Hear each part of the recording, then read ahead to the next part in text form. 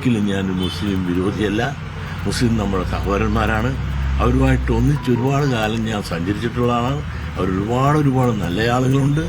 ഈ മുസ്ലിം ലീഗ് എന്ന് പറഞ്ഞാൽ മുസ്ലിം സമുദായത്തിന്റെ കുത്തകാവകാശം ഏറ്റെടുത്ത് നടത്തുവാനുള്ള അവകാശമൊന്നും അവർക്കില്ല.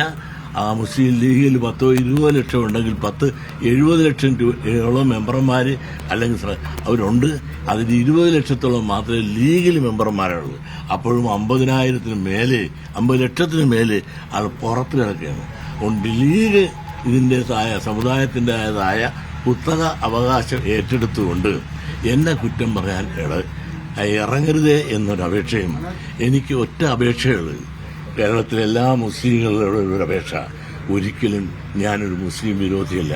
നിങ്ങളൊരു സഹോദരനായി നിങ്ങളോടൊപ്പം ഈ പിന്നോക്ക വിഭാഗങ്ങൾ അനുഭവിക്കുന്ന അവകാശ നിഷേധത്തിനെതിരെ നിങ്ങളോടൊപ്പം എന്നും ഞാനുണ്ടാകും. കൂടുതലായി ഒന്നും ഞാൻ പറയുന്നില്ല. ഇങ്ങനെയുള്ള ദുർപ്രചരണങ്ങളെ അതേ നാണയത്തിൽ തിരിച്ചടിക്കുവാനും നിങ്ങൾക്ക് സാധിക്കുമാറാകണമെന്ന ഒരു വിനീതമായ അപേക്ഷ മാത്രം. ഒരു മാന്യനുണ്ട്, എപ്പോഴും ചെറിയ വലിയ വ്യാജാലമായി നിങ്ങൾ അപേക്ഷ കൊടുക്കാനായിട്ടല്ലേ നിങ്ങൾക്ക് കിട്ടാഞ്ഞത് എന്നൊക്കെ പറഞ്ഞുകൊണ്ട് ലീഗിൻ്റെ ഒരു വക്താവായി നിന്ന് എന്നും വലിയ പ്രകാശ്, അദ്ദേഹത്തിൻ്റെ പേരെന്താണെന്ന് ഞാൻ ഓർക്കുന്നില്ല, ഈ അവസാനവും പറഞ്ഞിട്ട് ഞങ്ങൾ അപേക്ഷ കൊടുക്കാനായിട്ടാണ് കിട്ടാഞ്ഞത്.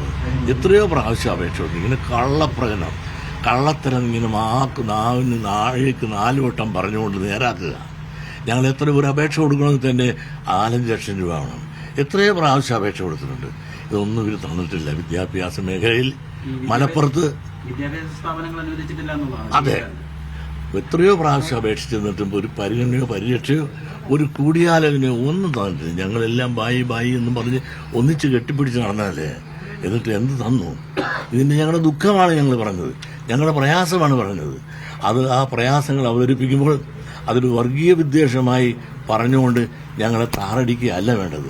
ഞങ്ങൾ പറയുന്നതിനകത്ത് നീതി ഉണ്ടെങ്കിൽ ആ നീതി കേട്ട് ശാന്തമായിട്ട് ആ നീതി നിഷേധിക്കപ്പെട്ട ഈ വിഭാഗത്തിലൂടെ ഒരു പരിരക്ഷ തരുവാൻ ഇവർ തയ്യാറാകേണ്ടതിന് പകരം ഞങ്ങളെല്ലാം ഇങ്ങനെ വർഗീയത പറഞ്ഞുകൊണ്ട് ഇങ്ങനെ ഭിന്നിപ്പിക്കുവാനുള്ള, അടിച്ചമർത്തപ്പെടാനുള്ള, ഈ വിഭാഗീയത സൃഷ്ടിക്കാനുള്ള ലീഗിന്റെ ശ്രമങ്ങളെ നിങ്ങൾ തുടക്കത്തിലെ നാവിലെ നുള്ളിക്കളയണമെന്ന് ഈ മുസ്ലിം സഹോദരന്മാരോട് ഞാൻ വിനീതമായി അപേക്ഷിക്കുകയാണ്.